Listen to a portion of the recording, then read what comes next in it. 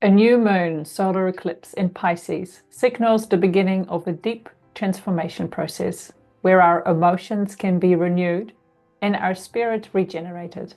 Yet, this won't be easy. By nature, Pisces energies can be difficult to interpret, and especially so with Neptune conjunct. So, for a while, perhaps a few days, we need to go inwards to listen to our inner guidance for direction. This eclipse culminates with another in 6 months' time on September 21, 2025, which will occur in the opposite sign of Virgo. In this podcast, we share our views on the 7 steps of spiritual alchemy as a pathway to follow that can help us make sense of what's to come. Hey there, Truth Seeker. Welcome to the Star Kittens community where we discuss 13 sign astrology. Are you in alignment with your divine design? Do you want to master the metaphysical reality? Open the doors of perception. Each planetary body is an archetype, a template, if you will, that helps us interpret human behavior and the world around us. The more awake and aware we are, the more synchronicity will show up in your life. Our focus today is the Pisces solar eclipse. We will spotlight and interpret the challenging conjunction with Neptune and the difficult square with Hades and Kronos in Gemini. To help us reach more souls with this important message, please like, share, and subscribe. There is a lot going on, so let's jump in.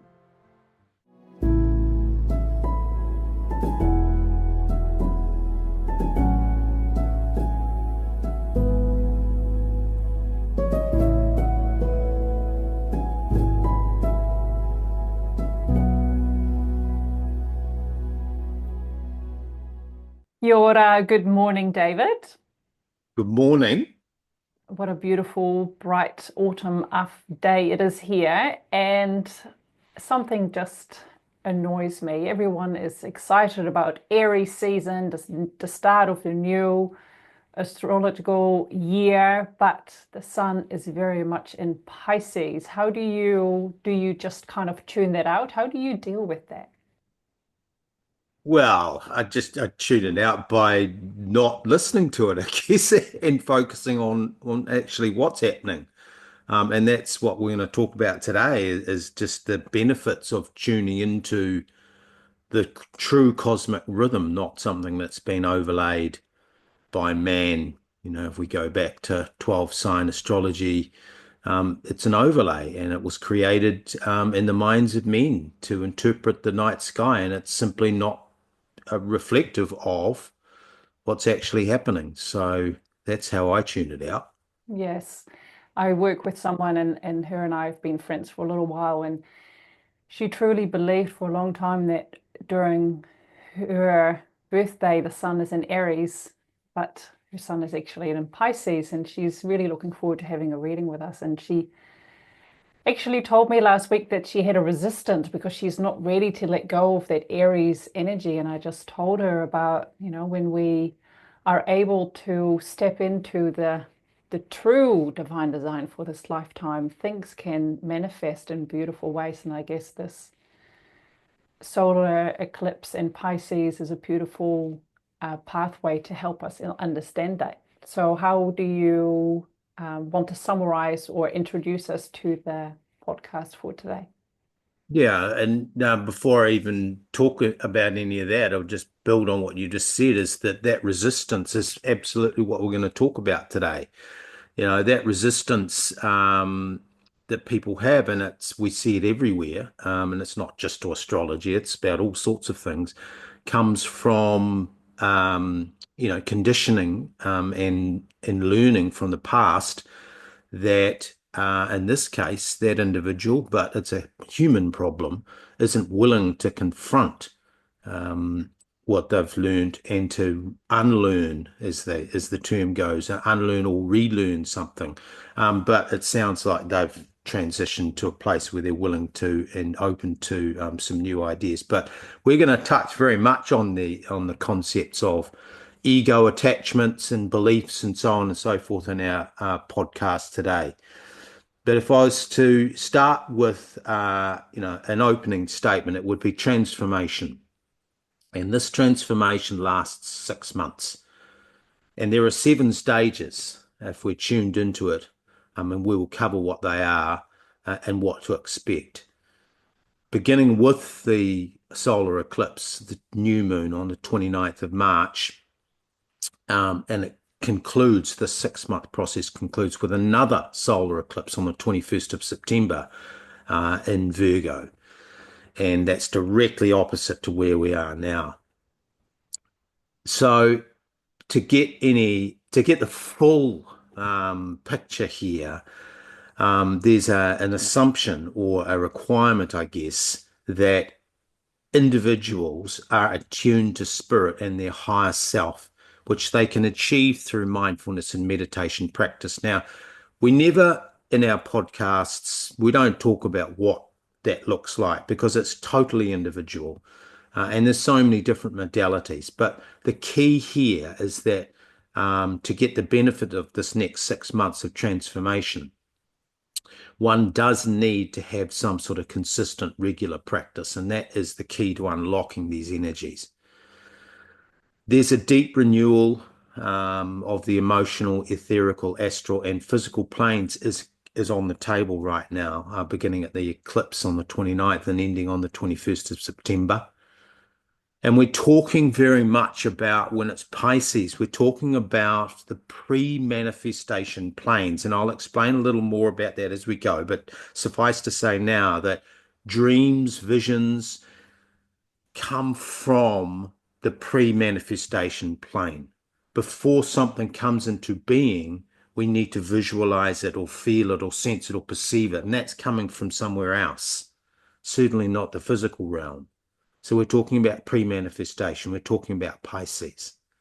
And Pisces, as we've mentioned before, is where we connect. And this is the differentiation between the sacred masculine, which is Pisces. We interpret the sacred masculine intelligence as Pisces, the left brain analytics as Pisces, and the right brain creativity is Ophiuchus, the divine feminine. So there's the difference. So this is very much in the sacred masculine intelligence of Pisces. We have an opportunity with focus, with discipline, with practice to clear and cleanse at the causal level. This is, as I said, the pre-manifestation level. What happens before we see something in the physical realm. We have this opportunity in the next 6 months, which is incredibly powerful. There's a lot of tailwinds here to clear karmic ties, bindings, encumbrances, and we can break these apart. We can experience a massive quantum release in the next 6 months, but we're going to have to move quickly. We're going to have to be conscious of what's going on, and there's no time to waste. We're going to learn, if we follow our inner guidance system, how to manifest at the end and during this process. But there's definitely some steps and stages here which we're going to touch on.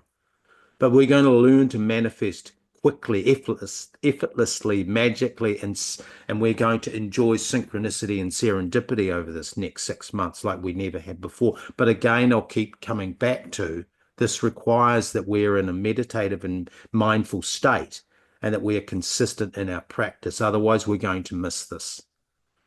Spiritual alchemy we're going to talk about today. Pisces signifies dissolution and emergence. You've heard us say that before. And dissolution means to loosen, to break apart, to dissolve. It also means, in a sense, death and separation of soul and body, and we'll dive into that. Our soul inhabits our body, but it is not the body. Our soul is eternal, whereas our body is temporary. So this is what we mean of separation of soul and body. And dissolution in Pisces also means cessation, conclusion, ending, bringing to an end, bringing to a head, termination of spiritual and emotional levels, which ultimately flows through to our physical reality. And dissolution is one side of Pisces, the door closing, but the door opening we interpret as emergence. The word emergence is very powerful here. Because out of that breaking down in Pisces, we also get the other side of emergence, which is to rise up, to come into existence, to become known and visible to us. So in other words, the unconscious becomes conscious, and we'll touch on that. In Pisces, emotions and spirit comes to light.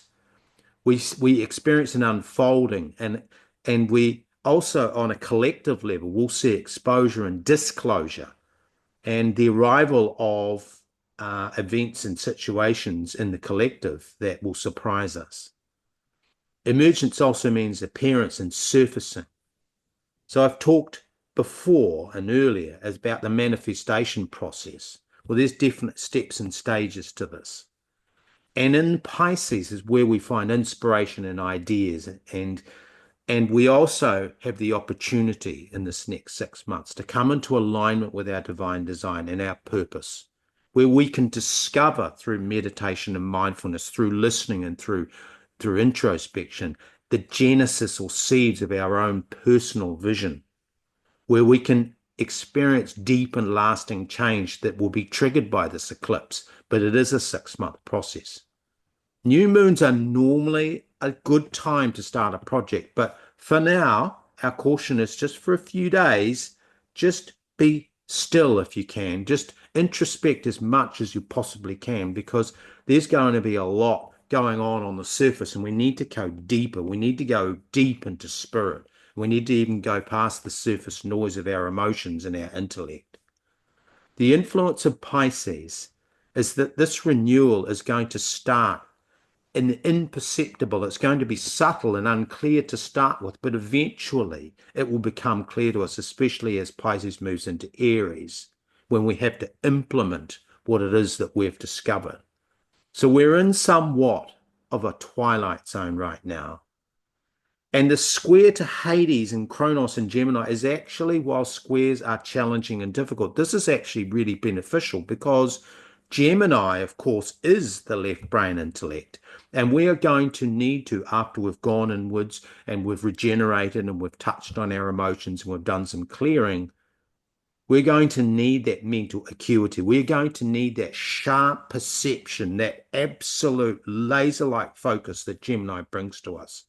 And that's what the square to Hades and Kronos and Gemini introduces to this new moon.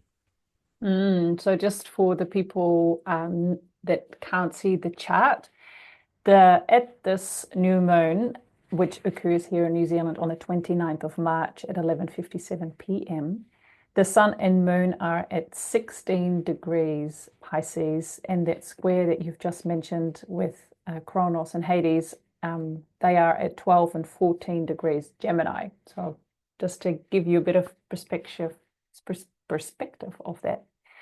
I had such an interesting dream last night. I don't often remember my dreams, but this one was very, very special. So here in New Zealand, there is a particular dolphin species called the Maui dolphins, and they're one of, if not the smallest dolphins on the planet.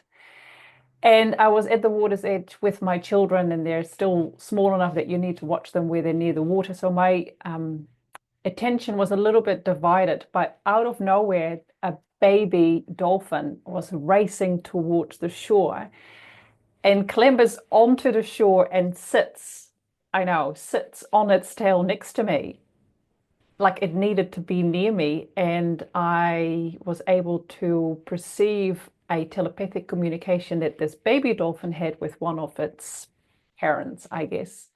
Yep, this is where you need to be, and just be safe and good. But I was distracted by making sure that my children were there. So interesting that I felt a male energy there from the dolphins. But I love dolphins, and they're such a playful creature that I'm very intrigued to kind of dive more into that and use this Piscean energy to go into more of a meditative state and see what messages are there for me to explore. So it's, as you said, David, we don't tell our audience you should do this or that to be mindful, but there are certain things that, if you are having a particular dream that you remember so vividly, why not write it down, and maybe in 3 months' time you have another one that's quite similar, um, or just really take notice of what takes your interest right now. Are you all of a sudden really noticing all the butterflies in your garden? And take a note so that it's just that remembrance in maybe 6 months' time when we're talking about the other big eclipse happening in September. So yes, you mentioned spiritual alchemy. So what would you like to deep dive into that today? Yeah, look, and spirit animals. When we think of the water, I mean, Pisces is a water sign, and dolphins as a perfect symbol of Pisces. Absolutely, very very smart creatures, operating on a highly um, on frequencies and dimensions that the humans have no understanding of, unless we tune in, of course, and then we can listen to these creatures and what they have to say telepathically, as you say. But spiritual practice, I mean, what is it? Let's do a little bit of a deep dive into that. Spiritual practice in this context, the journey of the sage and the adept, is to liberate the soul. And I mentioned before that the soul inhabits our body. So there's actually two distinct entities here. And we've talked extensively in the past, using the Vedic or Vedas approach, that the soul is in fact what they call the manas, the manas, or memories. And this is what differentiates the soul from the body, and in fact from spirit as well, which is another energy. But we have, in spiritual practice, our goal is to liberate the soul from the body of matter, because the soul is inhabiting matter, and of course through the process of osmosis, and it absorbs the body absorbs the soul, and the soul absorbs the body, and there's a separation that's required here under Pisces. So the manas, or the memory of the soul in the Vedas, is one of what they call the four minds, and we won't go into that fully now. Suffice to say that there's other aspects of memory and mind. Soul is the repository of memory that we carry within us, and it's physically located in our gut. And these memories traverse time and space. So we are spirit and soul, of course, having a human experience. So therefore we operate, function, and experience multiple dimensions of reality that exist in the quantum realm. We are multi-located. Think about this. The mind can be somewhere, fantasizing, dreaming, drifting, but your body is somewhere else. What is that, if not multi-location? Soul is our instincts for survival that are learned responses. They are knee-jerk reactions. They are phobias and patterns of behavior that are unconscious to us. Now, why am I talking about the soul? It's very important to get a level set here, a baseline here, before we talk about spiritual alchemy and the separation of the soul from the body. Of course, that happens at death quite naturally. So that gives a bit of a hint as to what this perhaps is about. So some of our soul memories, of course, are genetic inheritance. Some are cultural, that we've learned by growing up, and they're given to us by families and people who were around us, particularly when we were in our formative years between 0 and maybe 12, 13. Other aspects of our soul, however, are interdimensional.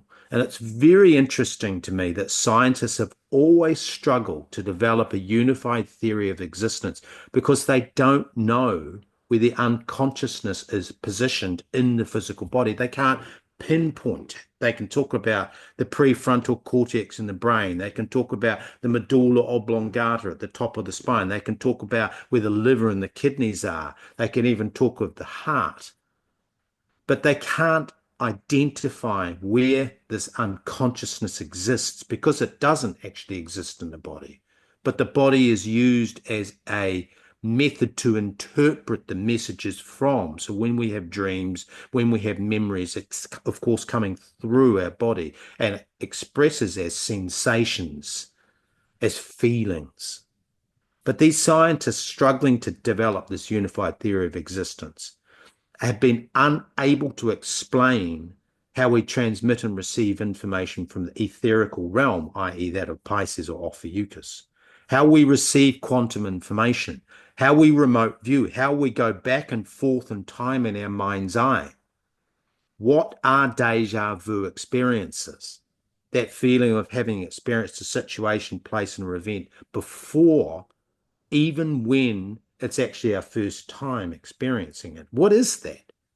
How can a mother know what's happening with her son via the cosmic soup? And how can we connect with the invisible spirit beings?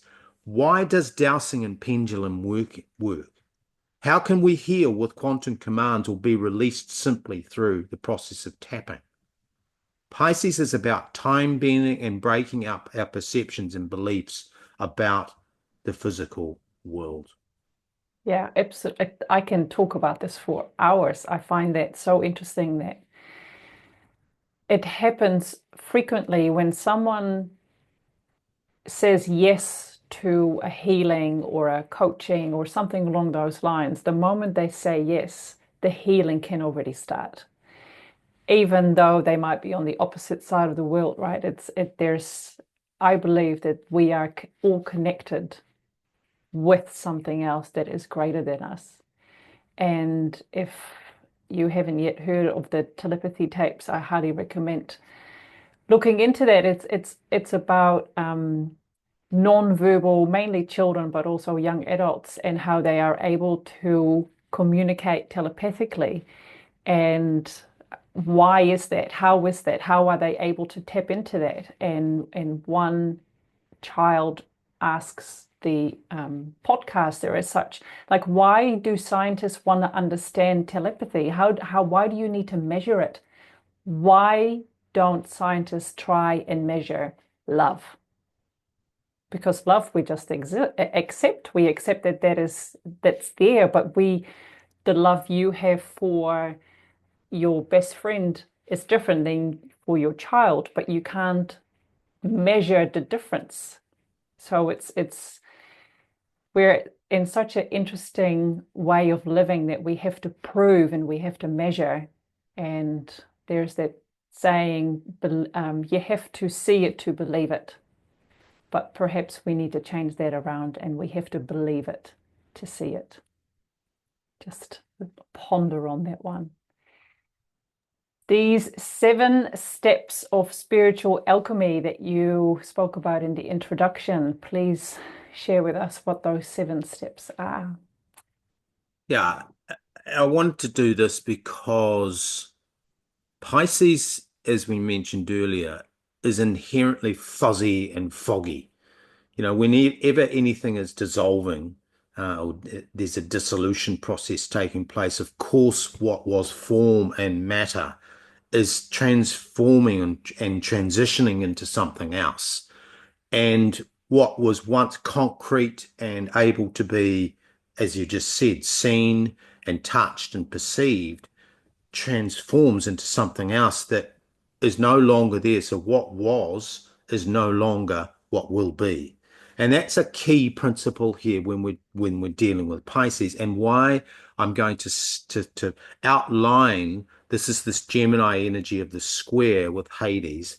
I'm going to outline quite methodically what we can experience over the next 6 months if we are committed to the process of emotional and spiritual regeneration and renewal, which of course presupposes that we are engaging in some regular practice, spiritual practice, meditation, mindfulness. And, to give some idea as to how diverse this is, for me, there are multiple things I do, from a quick casting my eyes out to the horizon sometimes so that I get that long vision. That is a process of mindfulness for me, especially if I'm staring at my computer all day. I will often just like to look out as far as I can just to trigger a different part of my brain. Something else that I do, which is very fast, but very powerful to fill my light body, is to stare at the sun when it is rising or setting. And, I do a minute and I count a minute with the left eye fully open, and then switch to the right eye, and then do both eyes, and then shut my eyes. And the experience of that is incredible. The colors that come into being and into resonance, and they're often very different. So there's communication that can come through from the sun, which again is a process of meditation and mindfulness. That takes about 4 minutes. So we're not just talking about yoga asanas and deep breathing and pranic breathing and so on and so forth. It can be as simple as getting your feet in the sand and walking on the beach. But spiritual alchemy is an ancient philosophy that uses the metaphor of transforming metals into gold for attaining spiritual enlightenment. It is a pathway or practice used to achieve contentment, to achieve harmony and awareness by liberating one's essence, that is our spirit, from one's acquired personality and ego attachments. The personality contains the inauthentic part of us. That is our beliefs, our concepts, our opinions, our wounds, our fears and phobias. In this way, transmutation of lead to gold functions as a metaphor for the process of self-actualization and spiritual rebirth. Now, I know that there are some who are listening who will think, what does he mean by the inauthentic part? If we go back to how the personality is formed and how ego is developed, and especially those who are parents and have young children, who you can see this process happening. But I think we need to understand that the process of ego and personality spontaneously emerges into consciousness around about, you first start seeing it around about the ages of 4 or 5, and it continues to form the personality strongly until about age 10. And by the time you get to 10, maybe 11, that personality and ego is already set pretty much for life. And this is important to understand by what we're getting at here with spiritual alchemy. If this personality and our ego attachments, this is our beliefs, our conditioning, our socialization, which ultimately we pick up from those around us. If that is kind of hardened and set, and those patterns are set by about 10 or 11, that means when you're 30, 40, 50, in many respects, you're actually just repeating something that you learned as a child. So this process of the 7 spiritual steps that we will go through in the next 6 months are experiences or phases, and they aren't necessarily sequential, but if we can identify Gemini, that there will be these touchstones, these markers, these processes that will take place, because this is happening on the inner planes. We need to be able to our brain needs to be able to connect with what's going on. And this is part of what the 7 steps are about. I won't go into all 7 all at once, and I'll stop after the first, and then we'll reflect, and then we'll look at some of the others. But the first process is what they call calcination. This is the first stage of spiritual alchemy, and it's also known as the black stage. It's very interesting that the color black represents chaos, that which is hidden and buried in the material of the unconscious, i.e. Pisces. It also refers to what they call the materia prima, which is the idea that all matter in the universe emerged from an original primitive base. The scientists call that the black holes. So all life, that's why they're trying to probe these black holes. They want to understand where life came from. So the prima materia, this first stage of spiritual alchemy, very interesting, starts with this black stage. The new moon is the black stage, of course. You can't see it. And in a solar eclipse in Pisces, conjunct Neptune supercharges this process. The black stage is also symbolized by Hades in the square in Gemini, the planet of death and rebirth. In a spiritual sense, this refers to breaking out with our worldly or from our worldly attachments, our desire for status, our desire for wealth, and our need to solidify our identity as the king or queen of our own individual hill. This first step is the dark night of the soul period, when we undergo an existential crisis. and our worldview is dismantled as we stare into the void, but we don't actually realize what's happening. Therefore, meditation and mindfulness, listening to our repetitive and recurring thoughts and noting as a witness where we are limited by mental loops and strong emotional resistance to change, that is the foundation of spiritual rebirth and this process that we're going to go through in the next 6 months. And if you're listening to this and you're like, oh, I've been wanting to start a daily meditation process, but I can't get into the rhythm. So when I first really wanted to make sure I did it daily, I would print out a month view, and I picked 3 things that I would like to do. So one was a meditation, 2 was a between 10 to 15-minute yoga stretches, or 3, a walk. And I made a deal with myself that I just had to do one of those every day. So I didn't have to meditate every day, but I just had to do something that worked in my schedule for that day. And by putting it on that calendar, I could see that I made the progress. That's the Virgo in me, very like lists. But that might just give you that little step of, oh, I've already done 8 days. So let's keep going. And then by having that visual confirmation of that you're making progress might just help you to continue doing that and getting from the black stage to the next one, right? Yeah, absolutely. And, for those who do any sort of exercise or work on their physical body, biofeedback is incredibly important. And it's the same thing here, spiritual feedback. We need to engage our intellect here. We need to engage our brain, because if our brain is not connected to the process of what we're doing spiritually, meditation and mindfulness, if we're looking to regenerate, renew our spirit, if we're looking if we're going through a dark night of the soul, which effectively is taking us back into our childhood, really, that's what it's about.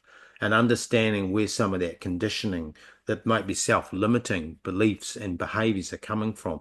The ego is going to want to understand, because make no mistake, the ego is a consciousness in and of itself. It's a consciousness complex, just as the soul is a consciousness complex. Our emotions are a consciousness complex, if you like.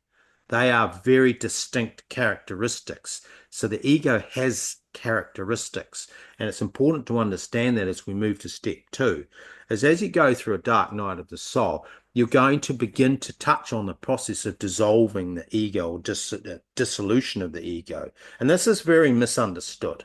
People think, and I've heard in spiritual practice, and I've been, in practice consciously since I was about maybe 10 or 11, I just naturally came to it. So, I'm talking from a place personally of both 40 years plus of spiritual discipline, spiritual practice.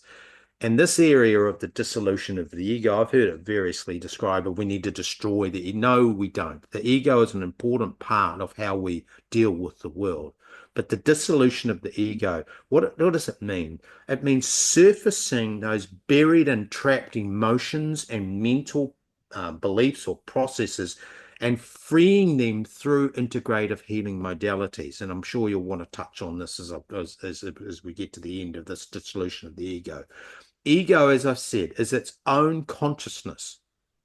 And when we meditate and in mindfulness, what we're doing is actually observing ourselves and how we react in certain situations. But another way to observe ego is to observe it in others. And the best way to do it is actually to observe it developing in children between 5 and 8. And of course, we get to do that here in this household. But ego, one of the characteristics is our competitiveness and our desire to show off, to be the king or queen of the hill, of our own hill, that is, and I said that before, to be noticed, to be seen, to be heard. Ego development in the 5 to 8 period, particularly is when it's concentrated, is when we learn to socialize. And that process can and often is very dysfunctional, especially in big families, or where you get a dominant personality, or an older sister, or an older brother, or an absent father, or an overbearing mother. I mean, there are so many influences on how our ego, our beliefs, and our worldview of life develops in that 5 to 8 period. So it can be dysfunctional. We're rubbing shoulders with and interacting with siblings and rivals and classmates and teachers and authority figures and adults. So the process of going through the dark night of the soul, firstly inward, step 2 is what we are actually looking to do is to confront our ego, which in simple terms is actually our memories. It's actually beliefs that we developed pretty much in childhood, that we've inherited, that may not be our own. We may just be expressing these outwardly because it pleases our mother, or pleases our father, or pleases our teacher, or pleases our mates. And we were talking about that the other day with your son. So you might want to chime in here, because I'm pretty sure it's you'll have some ideas. Yes, the that's where the connection between the memory and the body is so beautifully showcased in ailments. You know, it could be a frozen shoulder or appendicitis or something, and there are multiple authors who speak about the metaphysically of what an ailment or an illness could signify. Lise Bourbeau is one of them. Louise Hay speaks about that as well, and it's understanding like, why do I have cataracts in my eye? Is it something that am I not willing to see certain things, or knee problems? You're unwilling to change the way you do things or view things. It's a joint. You can't, right? And by using, there are so many different modalities, whether it's acupuncture or emotional freedom technique. I use emotion code myself. By then able to release that emotion from that past argument that you might have had, can have such a profound impact on the physical body that you are in. Why do you have reoccurring shoulder problems? What are you not willing to confront and then let go of? So yes, I think it is very important to be reminded of what caused something, but not dwell on it. And that's what Dr. Joe Dispenza talks about it as well. It's not going back and read talking about how you were left behind at 5 years old and your mum did this and that, but changing the way you look at it by changing your emotional state on that. And he very much is a believer that by using the elevated emotions, you're able to overcome so many things in the now moment by practicing gratitude and sending out love and kindness is so powerful that we can't underestimate that at all. So yes, that's my 2 cents worth on that one.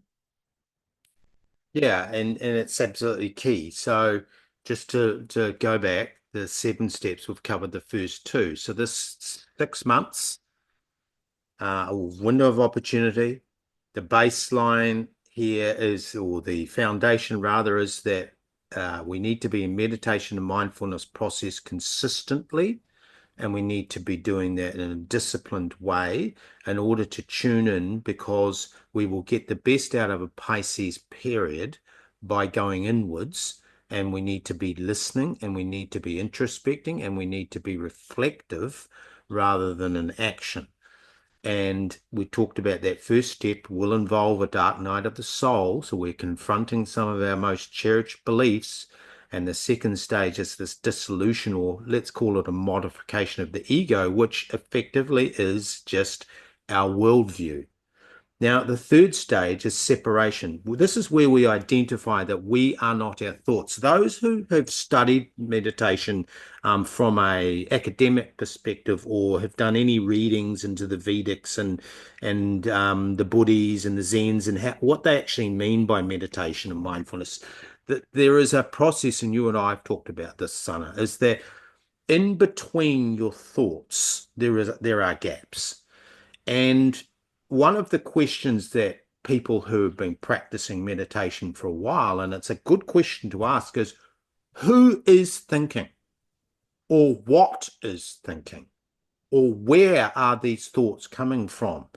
And when that is what you call being the witness. And the deeper stage of meditation, when I was going through developing deep meditation, I could meditate, easily for an hour or longer. And I put the timer on my phone, and you get to you almost go down and you descend into these depths of silence where you can actually hear those voices, and you can and as witness, because you're not attached to them, which is the ultimate state, is you're able to distinguish between what is your inner authenticity and what is your inauthenticity. In other words, what you've inherited or learned or interpreted or perceived from the outside, as opposed to what's coming from the inside. So this key of separation, and it's identifying that we are not our thoughts, we are not our emotional triggers, we are not our instinctive reactions, we are not our personality.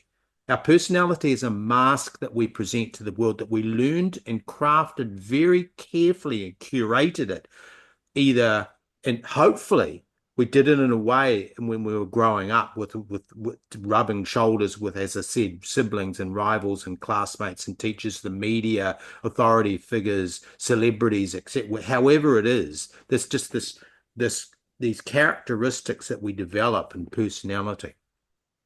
We recognize that that's actually about fitting in and pleasing others mostly, and ultimately getting what it is that we think that we need. But in this process of separation, we understand that actually that's I mentioned a construct. It's a complex in and of itself, but that is not who we are as spirit. And we begin to get a sense of actually, that's like an overlay. And we started with the whole idea that 12 sign astrology, we've got the authentic, where the planets actually are, and that's indisputable. But then what's been overlaid over the top of it is this construct. And yes, it works. Absolutely, it works. I mean, I spent years in 12 sign astrology, but that's an illustration of the difference between, there are overlays. And what we're talking about here is where our authenticity, our spirit, is overlaid by our experiences and therefore our beliefs and our conditioning. When we seek to dispense with inauthenticity, right, we are looking at the process of separating our beliefs and focusing on emphasizing our authenticity, which is our spirit and our connection to the divine. We become more connected to nature, slowly but surely, to cycles and to the universal intelligence. Yeah.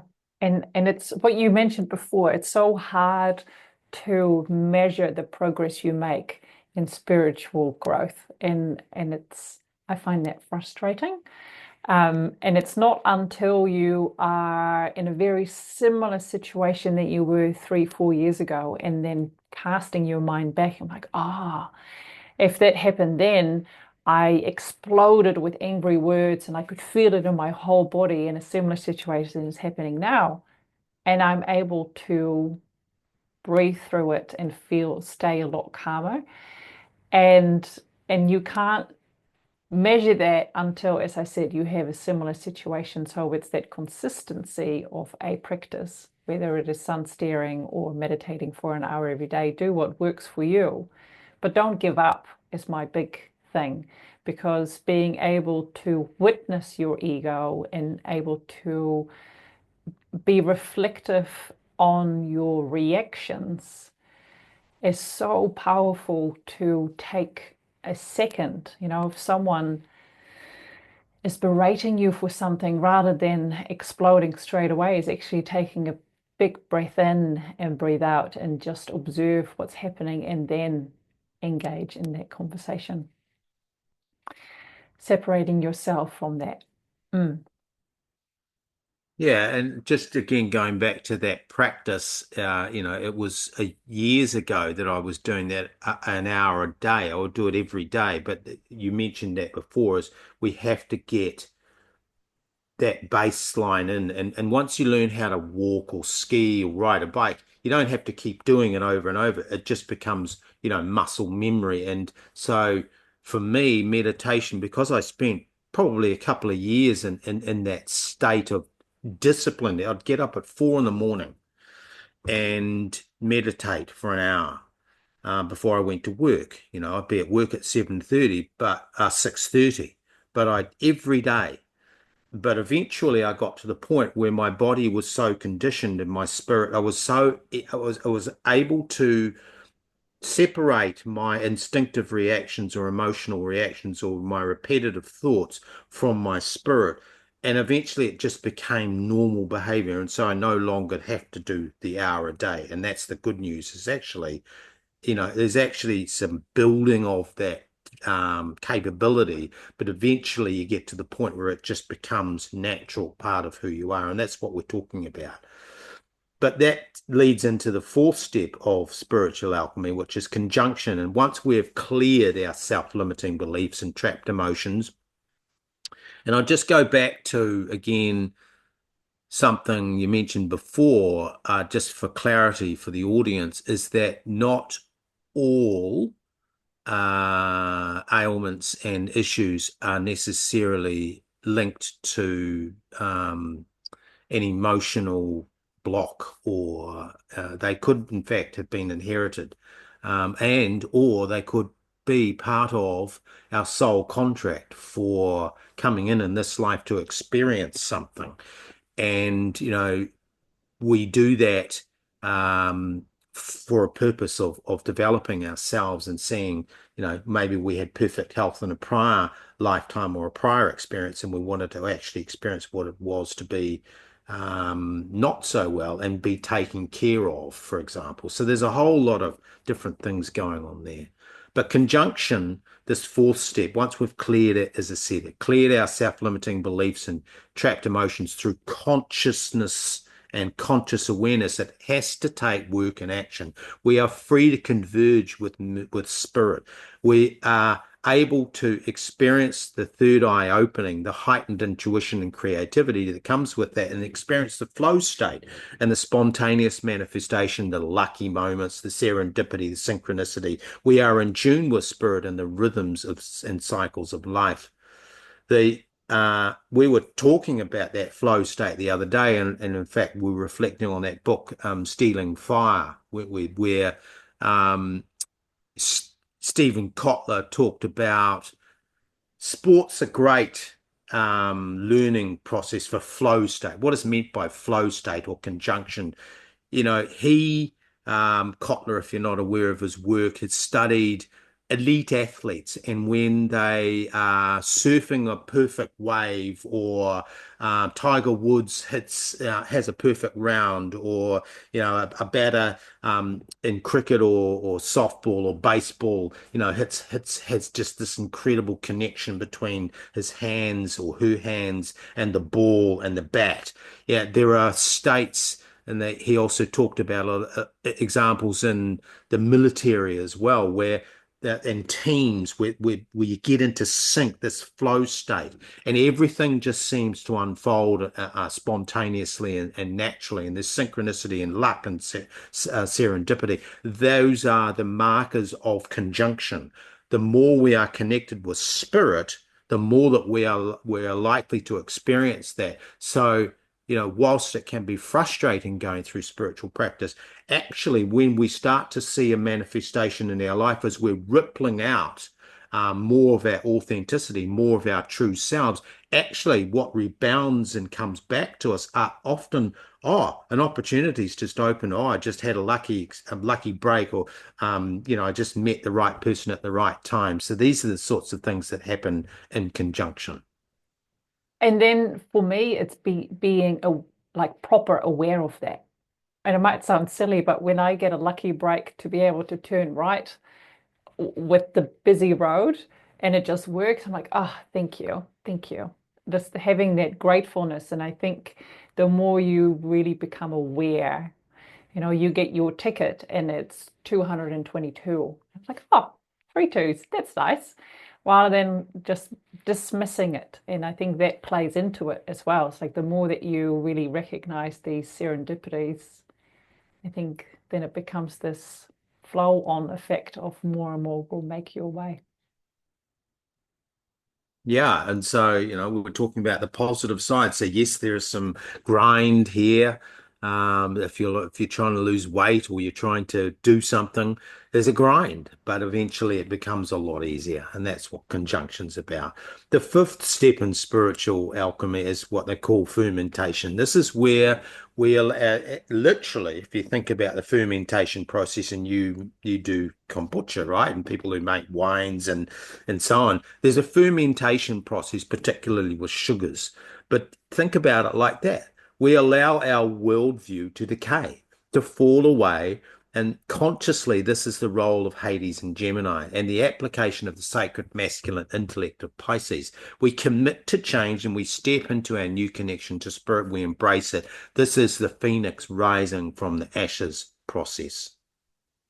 Yeah, it's you need to have a cup half full to be able to allow more in it. If you just walk around the world that everything is the way it is that way, you're not able to change your worldview. You have to be able to be open, just like stepping from 12 sign astrology to 13 sign astrology. You need to be open for a different perspective. Yeah, absolutely. Step six, distillation, spiritual alchemy. This is where we actualize our spiritual nature. Yeah. In Some of you would have heard this from a psychological perspective. There's the hierarchy of needs, or Maslow's hierarchy, where you start with food, shelter, clothing, and then connection and love, but eventually you actualize, which means full expression of, and opening the if I'm using a motor car expression, it's opening all the cylinders and opening up. So distillation is we actualize our spiritual nature, but you have to do all of these previous steps, right? The dark night of the soul. You've got to go through this, recognizing where we're limited and our self-limiting beliefs. We've got to go back and trawl through some childhood and do some shadow work and let go of some things. You may have to do some tapping and some different emotional release techniques, and physical as well, through asanas or yoga or meditation, mindfulness, and so on and so forth. Um, but eventually we get to the step six, and we learn by doing over and over. And I mentioned that before about my pathway to meditation and mindfulness, particularly deep, transformative, transcendent meditation. It was hard work. It was hard work, but now, I just feel like I'm in that state, and it's very easy to drop into that state. But it took some discipline. We assimilate to actualize our spiritual nature. We have to assimilate our unconscious aspects. We have to integrate the shadow. And really, what is shadow? I mean, it's a term that's used in spiritual circles, but it's effectively all of those parts of ourselves that we don't like. And we discard them, and we behave in a particular way. We might be quiet when we need to speak up, or we might speak up when we need to be quiet. It's how we behave. And sometimes we can get chastised and chided for behaving in a particular way, not just as children but also as a part of a team, right? You get that in sports. It also happens in the workplace, right? You shall not do it that way and you shall do it this way. There's a lot of that. And so therefore we modify our behavior. So when we are assimilating these, and when we cast off, when we stop doing something which might authentically have been us, like we might have had something to say, but we didn't say it because the boss would show up, the boss, for example.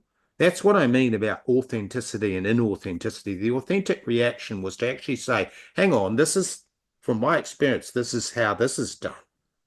But we will put a layer over the top of it of inauthenticity, which becomes a shadow because we discard it. We're effectively saying at that point, I'm not going to behave that way because I want to please that other person. Sometimes that's appropriate. I get it. But a lot of the time it isn't. But the ego can actually serve us rather than dominate us when we flip the switch on it. But you've got to do this by tapping into your authenticity. And when you are able to do that, when you are in a state of mindfulness and meditation as a way of being, as a flow state, and as Dispenza talks about in those higher energies of bliss and gratitude, particularly. We are not driven by personal agendas, and we are less prone to react instinctively to urges, surges, and impulses that might just appear. We are slower to respond to external triggers, and we operate from a place of asking ourselves, not by the slow process of thinking, but just by being. We are asking ourselves and being, what is the highest and best response in this situation? This becomes lightning fast reactions. This challenge, this scenario. We function more in flow when we're getting to these upper stages and the back end of the 7 steps. We're more in flow than from memory and conditioning. We are in the present, we are in the here and now, and we consciously connect to the universal intelligence through our intuition rather than through our instincts. And letting go of the judgment. If someone asks for your opinion and you don't agree with that at all, rather than saying, oh, I think this is a bad idea, actually putting it back on them and asking how they came to that. And they might have a super valid reason. And then who are you to judge that it wasn't a good idea? And I think by just accepting people and situations as they are, and almost just be a very humble person, but speaking up when you need when it's needed. Again, we are such beautiful creatures that by treating each other in a loving way and being in that upper state of love and bliss, we could be solving so many beautiful conflicts on this beautiful planet. Yeah, absolutely. And this the 7th and final step, coagulation. This is the unification of polarity, or what I call the union of opposites.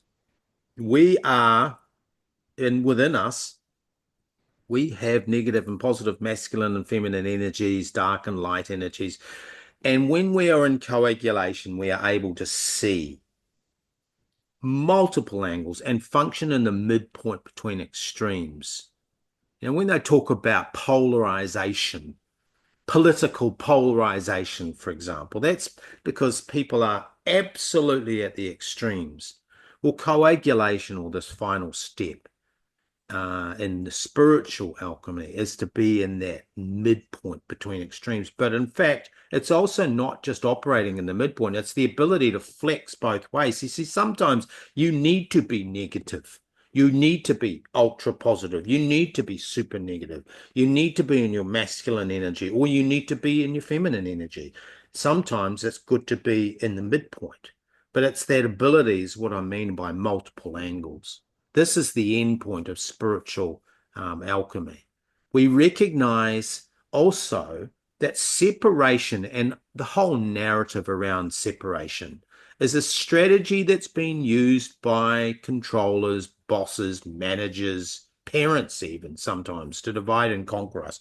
We recognize that at the base of our reality, we are all humans, insofar as we are spirit having a temporary human experience. And that is no different no matter where you live, no matter what color of the skin you are, no matter what race or religion, no matter what the color of your eyes, no matter what sex you are. We are all spirit having a temporary human experience. And it is at that baseline is where we connect and we're able to come from that. But we don't operate. That's the authentic base.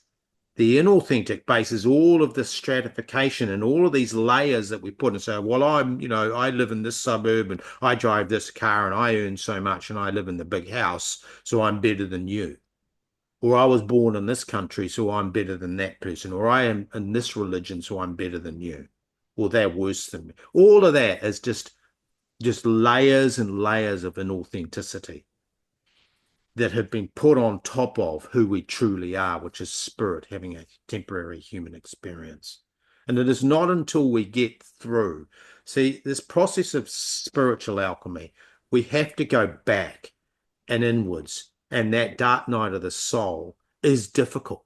And it puts off a lot of people because we come to an awareness of wow, I've been operating on the level of so much judgment and so much fear, and had so many phobias and so much conditioning that came to me from when I was a kid, when I was a youngster, from my culture. And in fact, I don't need to behave that way anymore. I can choose to if I want to, but I can choose not to. And that's incredibly liberating. And that ultimately is the end of the spiritual process, which is liberation of spirit from body. And body is the repository of memory, and memory is what ties us to the past. Beautiful. Thank you for taking us through these 7 steps of spiritual alchemy. I think this will be a treasure to keep. How would you bring it all together, this solar eclipse in Pisces? So, first and foremost, this is about transformation, emotional and spiritual renewal, deep, deep emotional and spiritual renewal. It's a 6-month process that begins March 29 and ends September 21 with another solar eclipse in Virgo in the opposite position, opposite place of where it is happening now. This next 6 months, if we are up for it, requires that we are prepared to practice disciplined meditation and mindfulness, and it doesn't have to be an hour a day. It could be 5 minutes a day. Whatever it is, it just needs to be consistent, because that is the pathway through which you will connect with your authenticity, and you will be able to distinguish and discern between what is your beliefs, your personality, what you've inherited and swallowed, as opposed to who you truly are. This is a process of being willing to listen to our inner voices, and I say voices plural because there are inner voices coming from our head and our heart, and also other people. So we can have the voice of our mother ringing in our ears even though we're 70.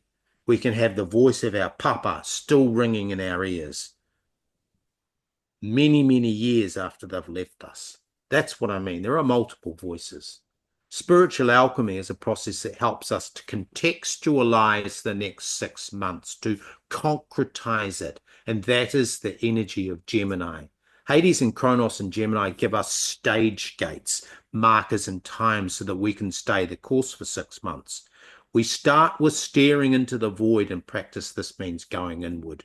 And we will experience a dark night of the soul, where we listen intently to discordant voices within ourselves, where we tune into the tensions between the head and heart, but also our physical tensions, and you mentioned that before, where there might be resistances, pain, and so on. And for me, one of the things I do is I like to do acupressure, and I often, and in fact, humans instinctively do this, but if you connect your brain with what you're doing, you can use your thumb or your forefinger to press certain meridians and spots on your body. I do it regularly on my skull, just to release and deal with any pressures that are building up there. And another sensitive meridians is, of course, in the teeth. If you have a toothache, sometimes a transitory toothache, look up that tooth and see what meridian it is related to, because it could, in fact, be related to another part of the body, and often is, that then you need to deal with and treat that. So this is what we mean about listening to the tensions in our head and our heart and in our body. That is part of this process of spiritual renewal and regeneration. And we examine the frictions in our life where we are emotionally and mentally disintegrated. And it's likely or at odds, our head and heart are at odds or in tension or friction with others. This may be because we're out of alignment with our authentic self. For those who are willing to do the work to transform our nature, to become more spiritual, to be guided by our intuition rather than our instincts, this next 6 months is going to be amazing. So we will go from a dark night of the soul to a phoenix rising from the ashes. And how good is that? That's amazing. That's really cool. So thank you so much. Thank you, listeners, for tuning in to another one of our podcasts. We love when you interact with comments, so please share your thoughts with us, whether you're listening on YouTube or on Spotify. You can also find us on Apple Podcast. If you are intrigued what your true 13 sign natal chart looks like, you can purchase a chart through with a small donation or book in a natal reading and get beautiful insights of what your divine design is for this lifetime. Thank you, David, for your knowledge today. Thank you. We can soar with the eagles or we can scratch with the chickens. Yes, that's right. And ngā mihi until next time. Namaste.